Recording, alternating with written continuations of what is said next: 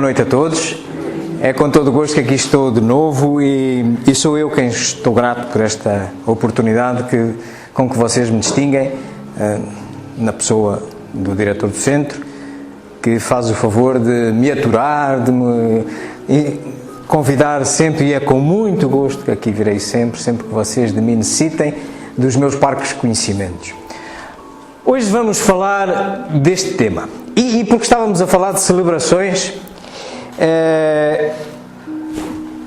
esta obra é a última obra da codificação básica do Espiritismo. É a última obra publicada por Kardec antes de desencarnar.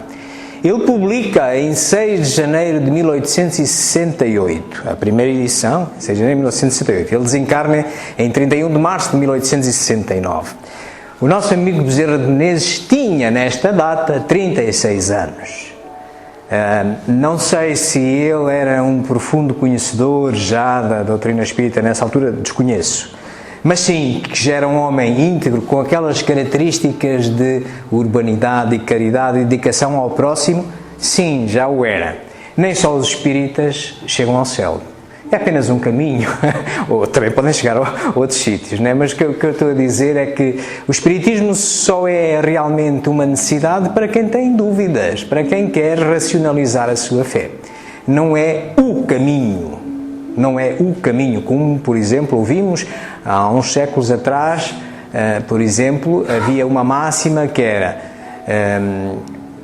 só dentro da igreja é que havia salvação. O espiritismo substituiu isso por outra coisa, que é só com a caridade, só através da caridade há salvação. Não, portanto, há todos os caminhos, até porque os espíritas são poucos ainda e o mundo já existia há muito tempo. A maneira de chegar a Deus e de ser um bom homem, uma boa mulher, um bom ser humano, tem muitos caminhos. Nós, que temos as nossas dúvidas, as nossas inquietudes, seguimos este. Muito bem.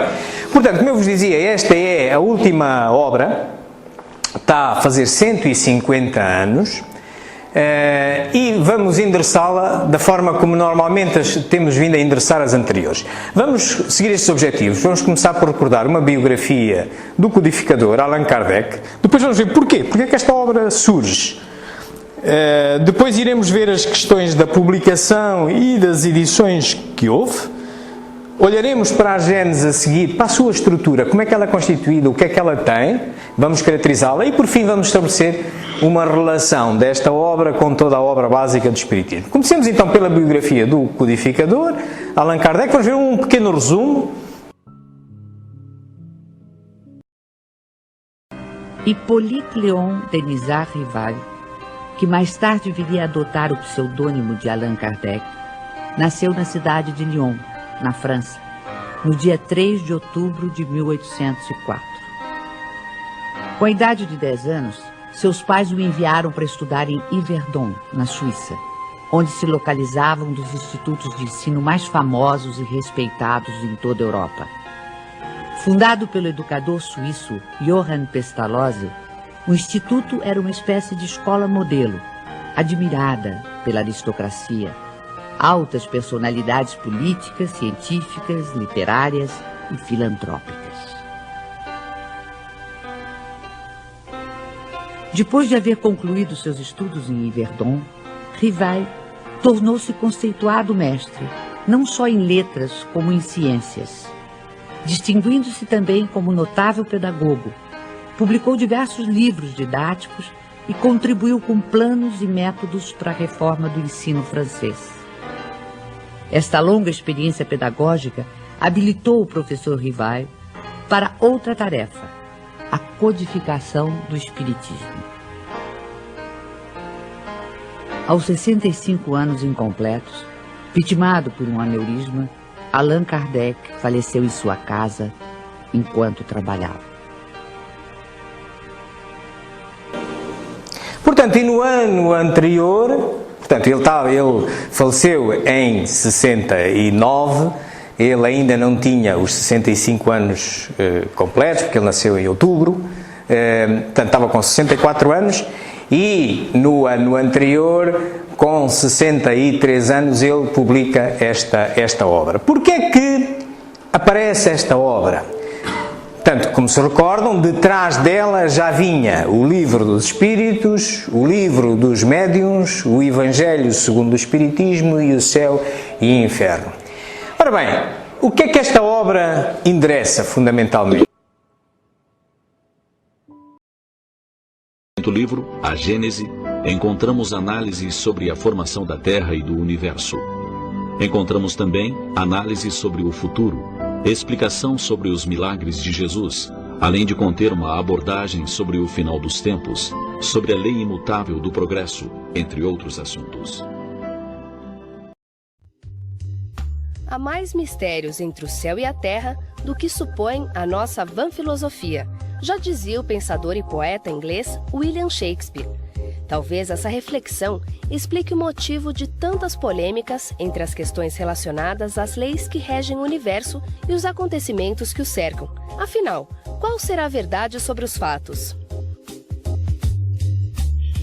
Entre as fronteiras da ciência e da religião, do palpável e do invisível, o livro A Gênese, os Milagres e as Predições segundo o Espiritismo, uma das 5 obras fundamentais do Espiritismo, publicado em 6 de janeiro de 1868, em Paris, por Allan Kardec. Há quase um século e meio, novas diretrizes foram traçadas para a revelação dos fenômenos que fazem parte da nossa trajetória de vida. O item 18 do capítulo 1 da obra Gênese diz: a ciência moderna fez justiça aos 4 elementos primitivos dos antigos e, de observação, chegou à concepção de um só elemento gerador de todas as transformações da matéria. Mas esta, por si mesma, é inerte, não tem nem vida, nem pensamentos, nem sentimentos. É necessária sua posição com o princípio espiritual. Portanto, daqui já retiramos ali uma passagem interessante em que ele fala em 3 partes que vai abordar nesta obra. Fala nas características da gênese, do início das coisas, fala na explicação dos milagres, porque milagres não existem, nós podemos, num determinado momento, não saber, não ter o conhecimento suficiente para os explicar, e ele pega em vários milagres de Jesus nesta obra, como terão a oportunidade de ver, e explica-os. E depois fala das predições, o porvir, o que se espera do futuro. É uma obra que está eminentemente inserida na natureza científica do Espiritismo. Vamos tentar recordar. Reparai, o Espiritismo tem 3 vertentes. Tem uma vertente filosófica, uma vertente científica, e da investigação nestas áreas filosófica e científica resulta indicações, resulta orientações para a nossa conduta moral. Muito bem, no livro dos Espíritos nós temos, nomeadamente, 4 partes. Se reparar, este é o livro dos Espíritos, tem 4 partes. A primeira parte vem mesmo falar, tem as causas primeiras, e é ela quem vai dar origem a esta obra. A segunda parte dá origem ao livro dos Médiuns, fala da vida espírita. A terceira parte, que é as leis morais, dá origem ao Evangelho segundo o Espiritismo. E a parte quarta, as esperanças e consolações, dá origem ao céu e inferno. Nós já aqui tratamos o livro, julgo eu que já tratamos este e este. Não sei se os médios, não sei se tratamos. Bem, este não tínhamos tratado ainda, mas o livro dos médios julgo que sim, o Evangelho também creio que sim, e o céu e o inferno também creio que sim. Julgo que esta é a última obra que nos está a faltar na codificação. Mas reparem, o que eu quero salientar-vos daqui é que o livro dos Espíritos tem esta característica, é como se fosse os alicerces da doutrina espírita. E cada uma das partes deste livro dos Espíritos é como se fosse as colunas onde se suporta a casa da doutrina espírita. Portanto, há esta relação entre estas partes. Portanto, ele depois de ter feito o livro dos Espíritos, ele depois foi desenvolvendo, ao longo de 12 anos, foi desenvolvendo detalhes de cada uma das partes. E esta, por acaso, é sobre a primeira e é eminentemente científica, porque endereça as questões do universo, como é que apareceram as coisas, etc. Endereça a física dos milagres, a explicação dos milagres de Cristo, e endereça também o porvir da humanidade nesta sequência. Claro que vai buscar algumas coisas às outras partes todas. A Gênese é o coroamento da codificação. Nós podemos encontrar parte dela na apresentação do Livro dos Espíritos, tanto no primeiro capítulo, no primeiro livro, como na parte terminal. Allan Kardec aprofunda a sonda da investigação na Gênese planetária, examinando os diferentes períodos da Terra, mas reserva uma grande parte desta obra monumental para análise dos textos mais complexos do Evangelho de Jesus. Trata-se, portanto, de uma obra monumental de ciência e de ética evangélica, na qual a lupa do discernimento do codificador penetra em profundidade a velha teologia católica, apresentando o conceito do mestre, agora numa visão perfeitamente lógica diante da ciência. Portanto, é esta a característica da Gênese, e ela vem de facto aparecer no dia 6 de janeiro de 1868, isto é, a reprodução de uma folha da Revista Espírita. Como sabem, ele também começa a Revista Espírita em 1 de janeiro de 59, portanto, em 58, perdão, ele em 57 publica o Livro de Espíritos, há pouco julgo que vos induzia. Portanto, o Livro de Espíritos sai em 18 de abril de 1857. Em 1 de janeiro de 58 ele começa a publicar a Revista Espírita e mantém-a. Ele vai publicando até à morte e ela continua depois da morte dele. Mas ele, nesta Revista Espírita, ele sempre lançava uma obra, tinha alguns artigos, é um jornal, ele lançava. E ele, de facto, vem lançar numa Revista Espírita de 68, portanto ele vem lançar a dizer que à venda no dia 6 de janeiro de 1868, e aqui está o sumário da Gênese. Tinha o caráter da revelação espírita, Deus, a existência de Deus, a natureza e divinidade, o bem e o mal, papel da ciência na Gênese, antigos e modernos sistemas do mundo, oceanografia geral. Eu depois sublinhei aqui uma coisa que não se lê daí, mas é só por uma curiosidade. Eu sublinhei aqui um país que se diz Portugal, que está aqui assim, e o preço que custava a Gênese, colocar a Gênese em Portugal. A curiosidade é que custava na altura, em 1868, custava um franco e 45 centavos de franco. O mesmo que custava colocá-lo nos Estados Unidos ou no Canadá. Portugal ficava um bocado herdado de França nessa altura. Portanto, era isto o que constituía a estrutura da Gênese. E ele também, e é sempre bom para os estudiosos da codificação e do espiritismo em geral, é sempre bom também atentar a esta obra, as obras póstumas, embora não pertençam à codificação básica, é uma obra de Kardec, é uma coleção de mensagens, apontamentos, etc., que ele tinha. Foi publicado 21 anos após a sua morte, é publicado só em 1890. Mas é interessante irmos a esta obra quando queremos caracterizar melhor a ambiência em que foi lançada uma determinada obra, ou que foi discutido um determinado assunto, que possa até estar também vertido na Revista Espírita, irmos à procura disso. E, por exemplo, em 1867, em 9 de setembro, uns meses antes da publicação da Gênese, ele recebe uma comunicação espontânea de um espírito que lhe diz primeiro duas palavras com relação à obra em preparo. A obra em preparo, em 67, era a Gênese. Como já o temos dito muitas vezes, urge pô-la em execução sem demora e apressar quanto possível a publicação. Portanto, tudo isto, todas as obras que ele foi publicando, é o resultado de um trabalho em que ele é o que colige a obra, mas ele nunca se tomou o título de autor. Por isso mesmo ele também escolheu o pseudónimo de Allan Kardec, porque a autoria era dos espíritos. Portanto, e isso era assistido das comunicações que ele ia tendo com o mundo espiritual, e iam-lhe dizendo também o que é que ele tinha que fazer e como devia fazer. E aqui é um estímulo exatamente à saída da Gênese.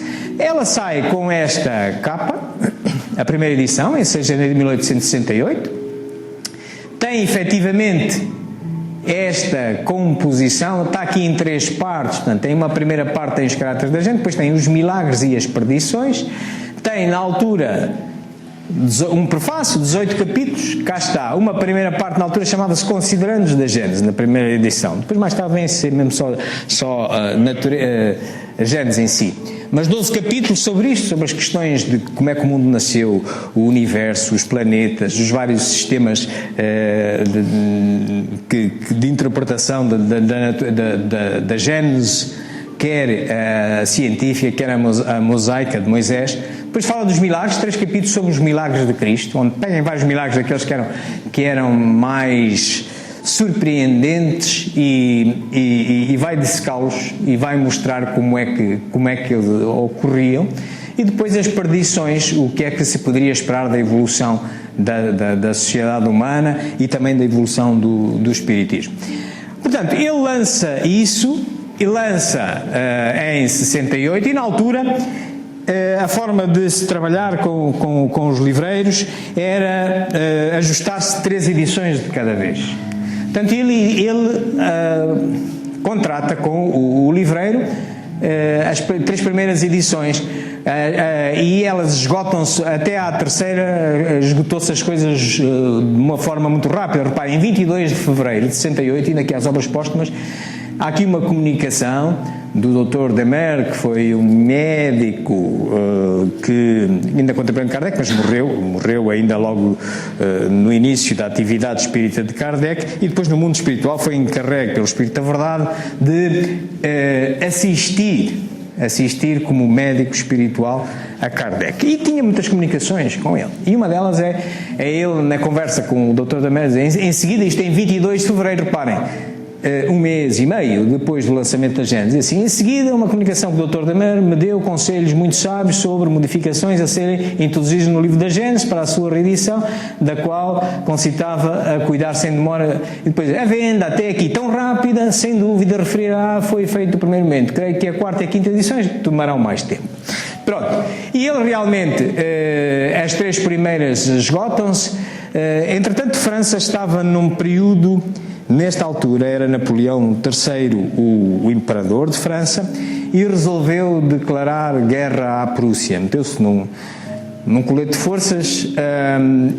Kardec, quando morre, já não assiste às partes mais graves deste conflito. Vão acontecer em 1870, é muito turbulento, Paris está sitiada, há fome, há peste, há uma série de coisas logo a seguir à morte dele. Mas pronto, começam a haver os primeiros efeitos e o livreiro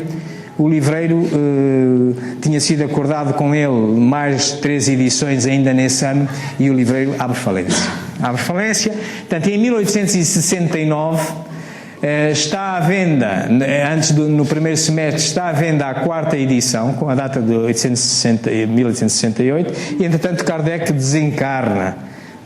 Mas ele vinha a trabalhar já em correções, em ampliações desta obra, tal como é indicado até por esta mensagem e por muitas outras, e ele sempre o fez. Por exemplo, o Livro dos Espíritos, ele fez alterações significativas da primeira para a segunda, com alguns pontinhos até à 12ª, e quando ele morreu só durante a vida dele tinham sido publicadas 16 edições. Do Livro dos Médios foram publicadas até à morte dele 11 edições. Do Evangelho segundo o Espiritismo, 4 edições. Do Céu e Inferno, 3 edições em vida dele, e passado uns mesitos da morte dele foi publicada a 4ª edição. E esta também, ele de facto, quando morre, está a trabalhar nessa edição, mas depois mete-se ali a guerra, mete-se ali uma série de problemas, e já é a viúva dele que tomou conta, portanto, herda os direitos das publicações. É criada uma chamada Sociedade Anónima da Caixa Geral de Espiritismo, e para tratar da divulgação da obra de Kardec após a sua morte. E, entretanto, em 1872, essa sociedade publica, em 23 de dezembro, publica a dita 5ª edição, que ela aparece exatamente assim: 5ª edição, revista corrigida e aumentada. Vem logo dito na capa que é uma nova edição em que tem correções em relação ao anterior. Ora, quando nós falamos aqui do Céu e Inferno, lembrar-se-ão que o Céu e Inferno foi a primeira obra cuja última edição, que é aquela que dá origem às cópias que se podem encontrar aqui, é a 4ª edição, foi publicada já após a morte dele, já tinha tudo preparado. Também desta ele deixou uma série de coisas preparadas, de alterações preparadas. Só que foi colhido pela guerra, foi colhido pela morte, ninguém não podia prever a morte, etc, não sei o que mais. E, entretanto, na primeira oportunidade é publicada, e é publicada avisando isto.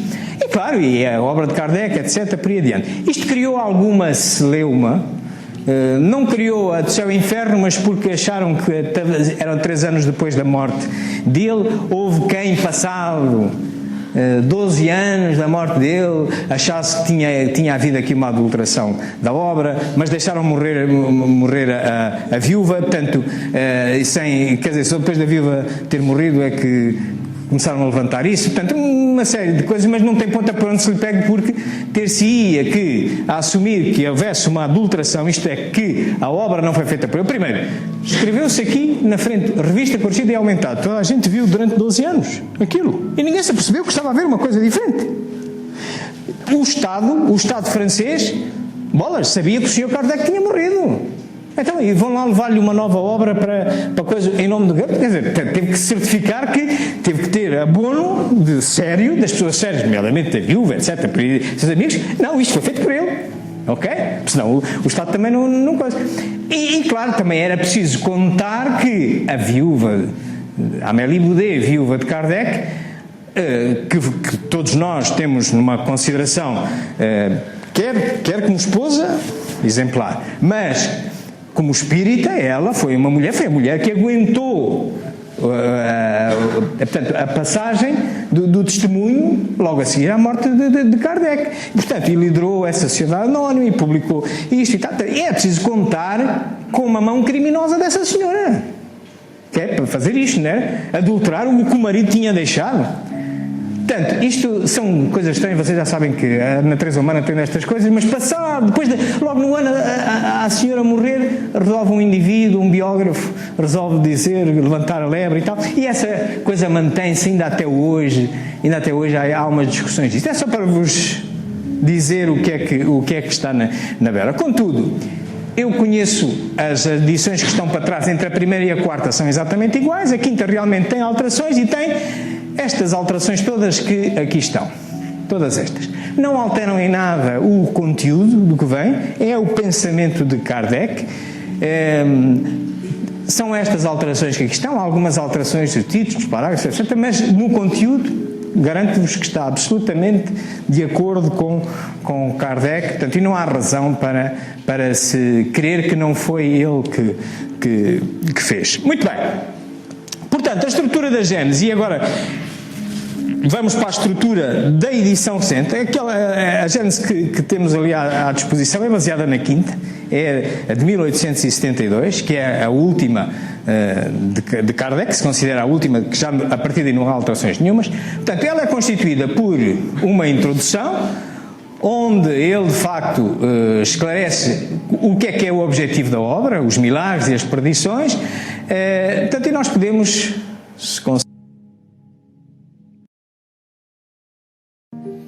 Há mais de 2 séculos assistimos ao embate entre as ciências e as religiões no que diz respeito às concepções da criação do universo, da Terra e do ser humano.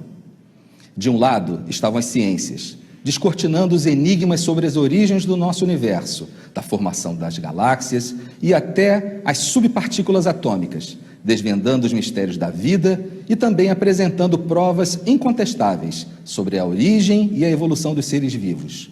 E, modernamente, decodificando os genomas de todas as espécies, inclusive do genoma da espécie humana. E, de outro lado, estavam as grandes denominações religiosas, alicerçando suas crenças na criação do homem e do universo, de acordo com o livro Gênesis das Escrituras Sagradas, atribuídas ao grande profeta hebreu Moisés. O entendimento entre essas duas concepções, das ciências e do Antigo Testamento, parecia impossível. Contudo, em pleno apogeu do materialismo e do racionalismo do século XIX, o professor Hippolyte Léon Denisard Rivail, e que mais tarde adotaria o pseudônimo Allan Kardec, apresentou as luzes que permitiram uma conciliação entre os livros de Moisés e as visões científicas, a doutrina espírita. Em 1868, o codificador lançou a magnífica obra A Gênese, os Milagres e as Predições segundo o Espiritismo, obra que é o desdobramento principalmente da parte primeira de O Livro dos Espíritos, que é a parte das causas primárias. O livro A Gênese, os Milagres e as Predições segundo o Espiritismo revela o verdadeiro sentido e o verdadeiro significado dos simbolismos contidos nos textos de Moisés sobre a criação do homem e do universo. Allan Kardec interpretou esses ensinos com a ótica da ciência espírita, promovendo uma conciliação entre o livro Gênesis de Moisés com a visão científica. Muito bem, a introdução mais ou menos diz isso. A primeira parte deste livro endereça exatamente tudo o que tem a ver com a Gênese, o caráter da revelação espírita, Deus, o bem e o mal, o papel da ciência na Gênese, os antigos e modernos sistemas do mundo, a uranografia geral, que para mim é um dos capítulos mais giros, os esboços geológicos da Terra, teorias sobre a formação da Terra, versões do globo, e depois termina com a Gênese mosaica, porque do Antigo Testamento há um livro, não é, que compõe o Antigo Testamento, a Gênese, mas era a Gênese mosaica, um pouco metafísica, portanto, e ele aqui vem esclarecer também isso. O segundo capítulo fala nos caracteres dos milagres, os fluidos que operam realmente os milagres. Hoje em dia nós conhecemos como se operam, por exemplo, o passo magnético, as energias que se operam, ou a fluidificação da água, portanto, mas noutros tempos eram milagres, era aquilo que Jesus fazia, foram já milagres. Os milagres do Evangelho, quem quiser realmente estudar os milagres do Evangelho e perceber e tirar-lhe aquela forma fantasiosa com que eles são apresentados, nomeadamente no Novo Testamento, é aventurar-se a ler este livro. Por fim, ele fala nas predições, portanto, a teoria da presciência, da antecipação, as predições do Evangelho, e são chegados os tempos, termina com um capítulo, são chegados os tempos. Vamos então olhar agora para o primeiro capítulo em si. O primeiro capítulo começa com exatamente o caráter da revelação espírita, é a natureza desta doutrina. E vamos ver o que é que isto mais ou menos diz.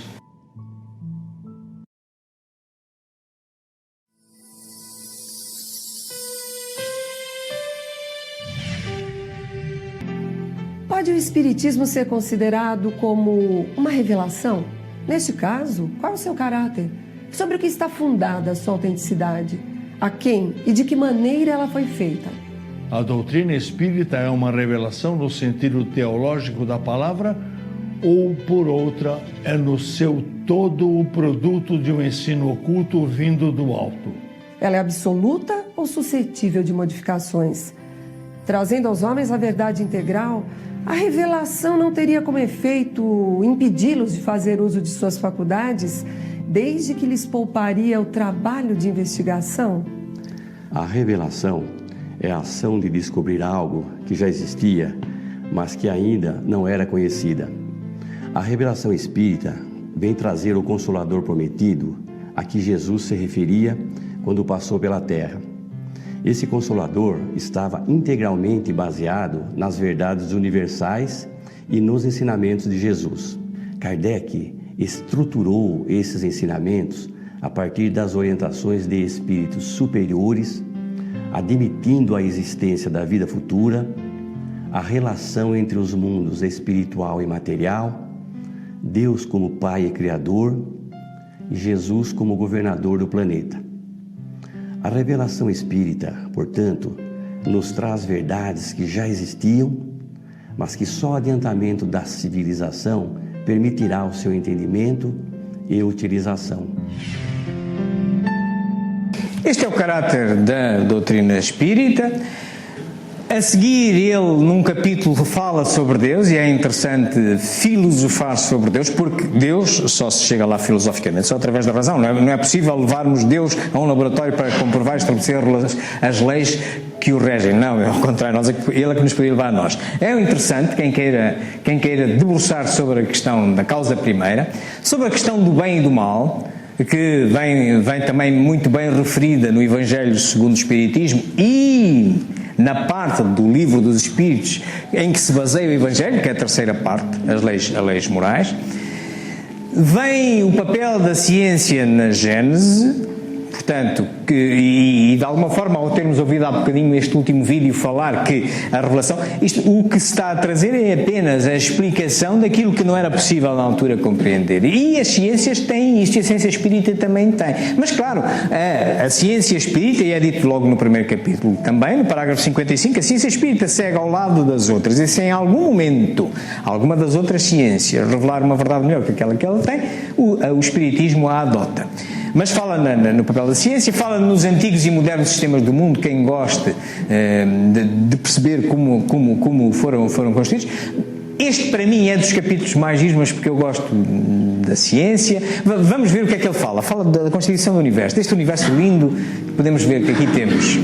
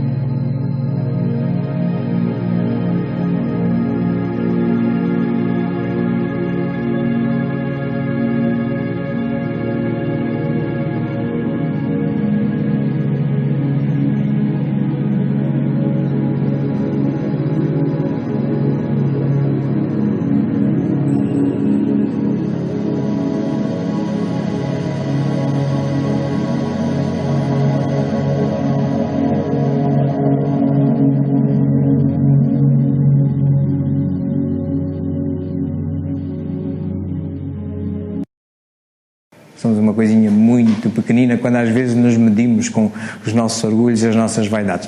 Vale a pena ler a Gênesis até só por isto. É o capítulo mais lindo para mim, desta parte primeira.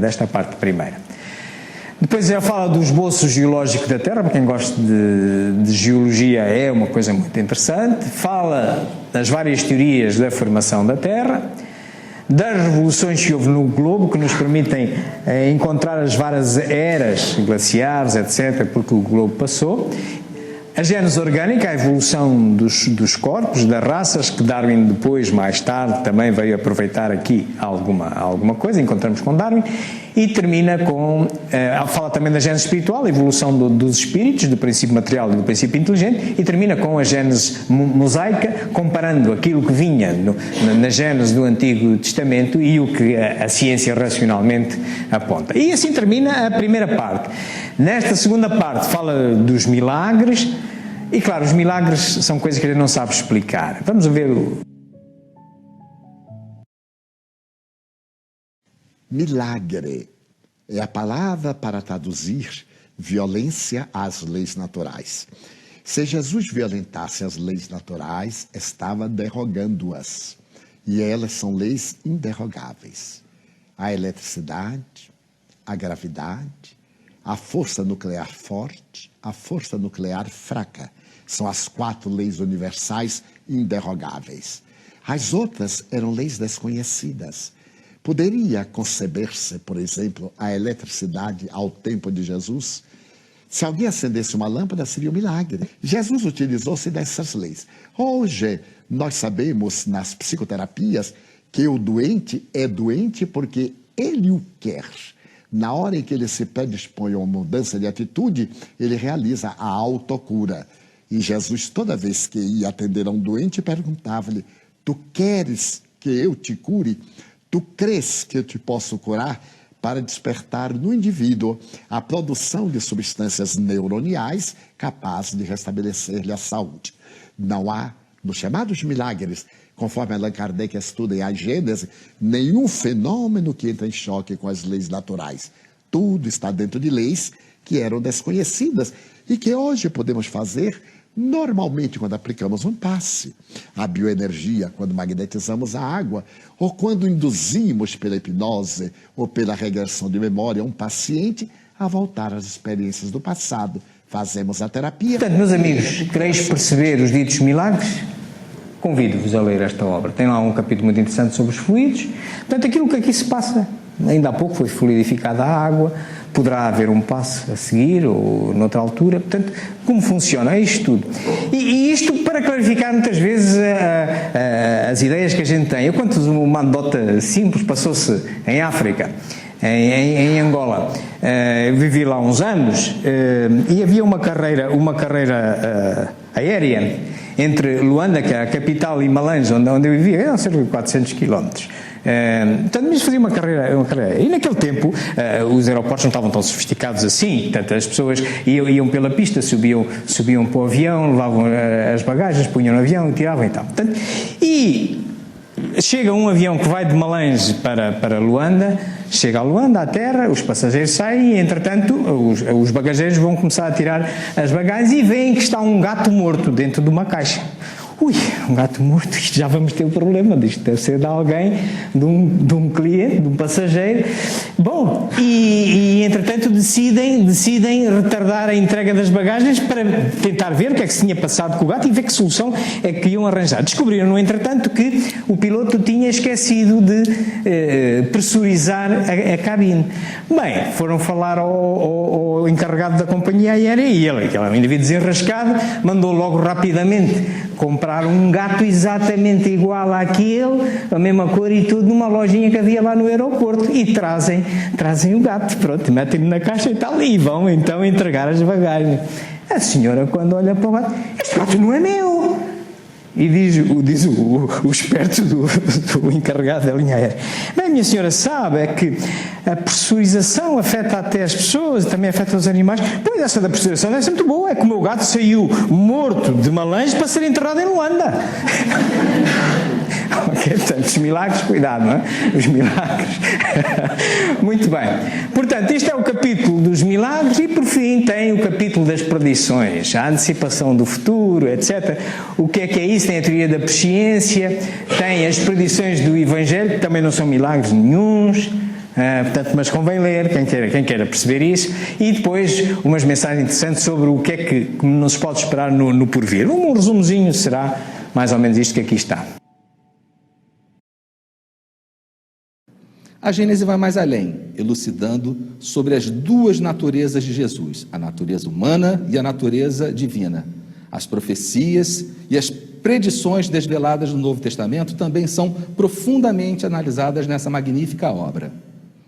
Aqui fica então o convite para que nos debrucemos sobre essa obra extraordinária, sublime mesmo, a Gênese, os milagres e as predições segundo o Espírito. Eu sublinho o mesmo convite para todos vocês. Era isto que eu tinha sobre a Gênese.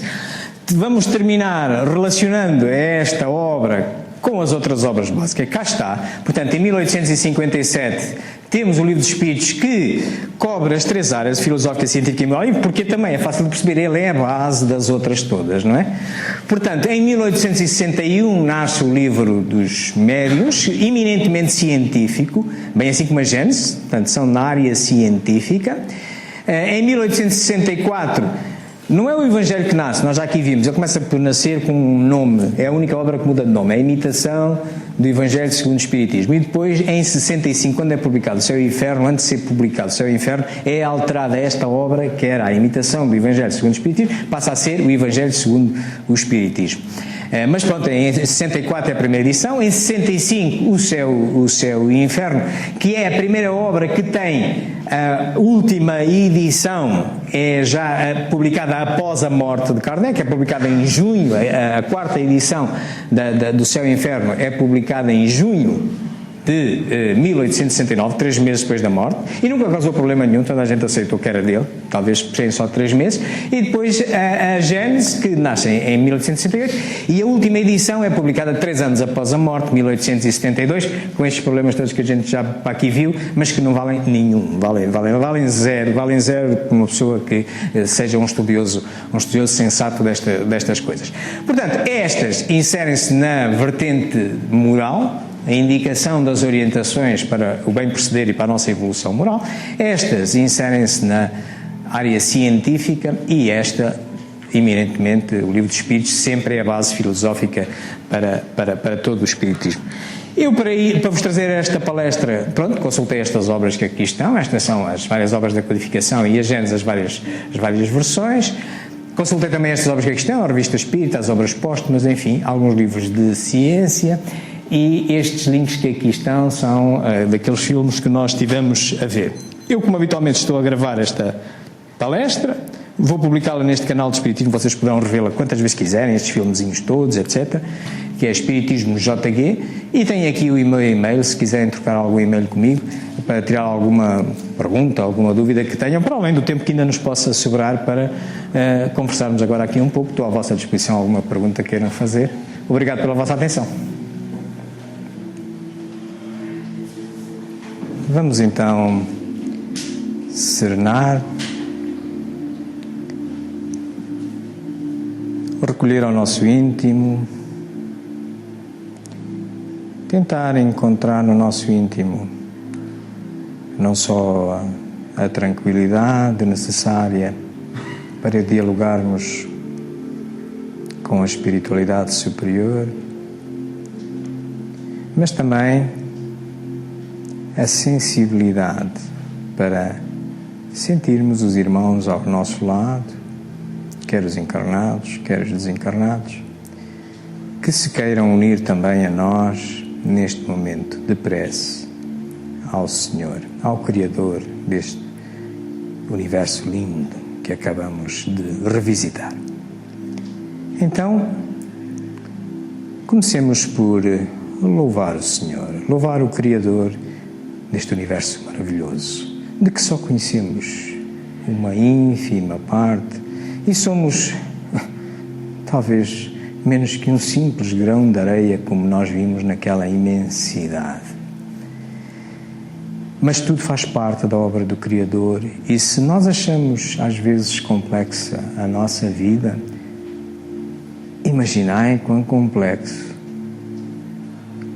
é esta obra imensa que reproduz até ao infinito para a nossa percepção os mundos, as sociedades que possam existir e onde em algumas deles nós haveremos de reencarnar-se e já teremos também reencarnado.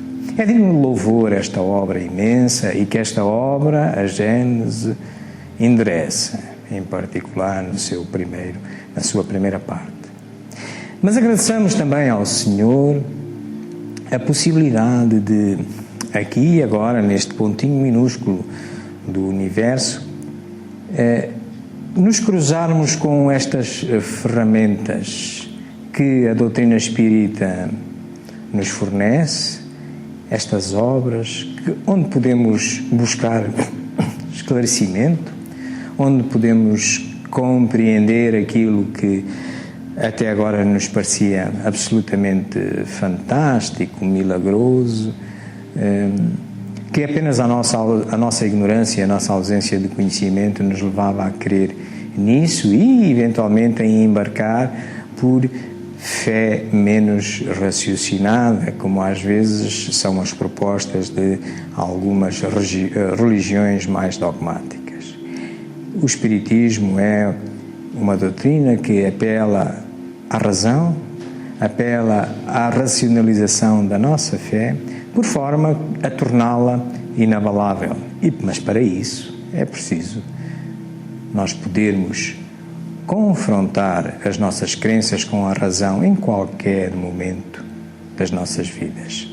E temos aqui uma ferramenta imensa, boa, excelente, e que agradecemos ao Senhor ter-nos proporcionado esta possibilidade de, nesta encarnação, contarmos com ela, o que nos permitirá tornar mais curto o percurso para a nossa evolução.